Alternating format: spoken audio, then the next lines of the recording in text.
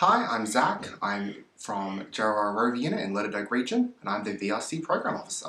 First thing I want to talk about is how we're going to be going back to the hall safe doing our daily, weekly programs. So firstly, you've got to make sure the things, hand sanitizer, masks, contact games, etc., etc. But that's all general safety stuff. But when we go back to programming, obviously it was very different to how we would have programmed online. We've got to make sure we're keeping our balance with varies of challenge areas, and obviously using our spices to review. Don't forget, always review your programming, so hopefully we can keep the balance and make sure there's something for everyone. Alright, so what's the focus going forward? Outdoors is probably one of the biggest things we're going to be looking for. Obviously, with new program next steps, we've got OAS, or Outdoor Adventure Skills. But what that means is when we do our programming, when we plan ahead, we've got to do lots of outdoor adventurous activities.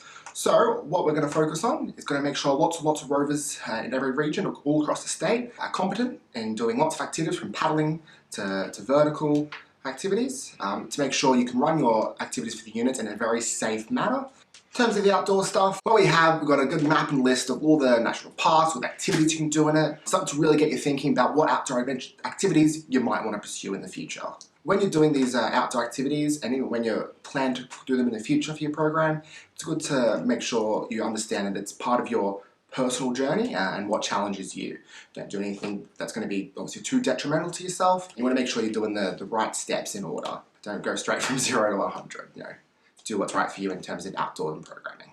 So when you do these outdoors activities, it's important to make sure you're doing them safely. So someone needs to be registered as an activity guide, which will involve a bit of training and a bit of practical skills. So if you want to talk about that further, email me, or you can talk to Hamish, the VRC training officer.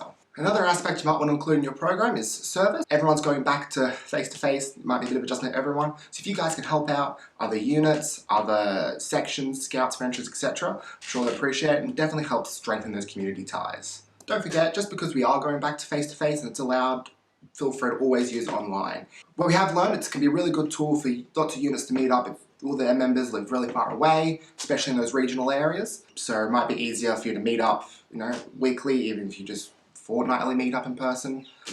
Whatever you can do just to meet up, make sure you're participating in scouting and rovering.